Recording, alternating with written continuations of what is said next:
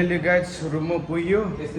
आज ड्युटी बहुत बिजी थियो, त्यही भएर केटाहरू आम्मामा किन तिमीहरू सुते हो यार। यसो रुम साफ गर यार। यो पनि उता सुते आयो, उता पनि पुरा यहाँ म ड्युटीमा थाकेर छ। तिमीहरू के बनाऊ खाना केटाहरू तिमीहरू?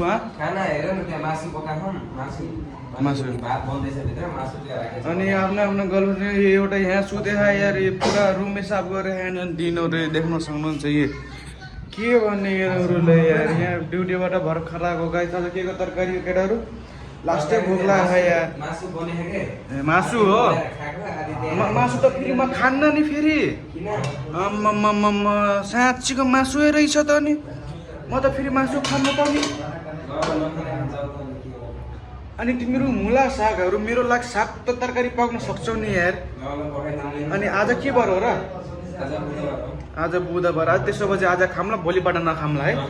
भोलिबाट नखाम्ला, आज चाहिँ खाम्ला है। अनि भोलिबाट नखाम है। हामी अब भेजिटेरियन त होइन, नन भेजिटेरियन हो। तर यस्तो सानो सानो कुरोमा मनमा लिनुहुन्न। कहिले काहीँ दिमाग सड्क्यो भने खाइदिनु पर्ला के, त्यही गर्नु पर्ला। रक्सिन त पिउनु त पिउन्न, तर अलिअलि कहिले काहीँ पिउँछ, तर त्यसरी पिउन्न के। रक्सी त त्यस्तै हो, बियर चाहिँ पिउँछ। अनि त्यही भन्न चाहन्छु, जिन्दगीमा दुखी हुनु, सुखी नहुनु, अनि काम गर्नु, बसी बसी खानु, त्यही भन्न चाहन्छु म। अनि हाम्रो 2 महिनादेखि कामै गरे होइन, त्यतिकै बसे पैसा खै कहाँबाट पाउँछ। अस्ति नै मसँग 5000 उधार दिए नै लेह। अनि कहिले दिन्छ? दिमाग खराब छ। घरको मान्छे पैसा मागेको छ, दिमाग खराब छ। यहाँ पानी छैन, पिउने पानी लु। अनि साँझदेखि बिहानसम्म के गरेको थियौ तिमीहरू?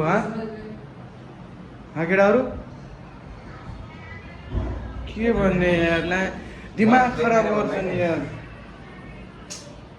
के भन्ने यार। आज रुम पनि साफ गरे होइनन्, के गरे होइनन्, तर मासु चाहिँ लास्टै खान मन लाग्यो है मलाई। के गर्ने केटाहरू, छिटो लिन जाऊ न यार। एउटा बियर खाम्ला क्या। देख्न सक्नुहुन्छ यिनीहरूको मासु पकाएको, के गरे पकाएन, नुन हाले हन् के हाले होइनन्, बिना तेलको खाना पकाहन्। देख्न सक्नुहुन्छ, तेलै छैन यसमा। हेर्नु त, बिना तेलको खाना पकाहन् यिनीहरू। के भन्ने, यसमा त कपाल छ। तेरि केटाहरू तिम्रो के गरे हो? के बनाएको यो?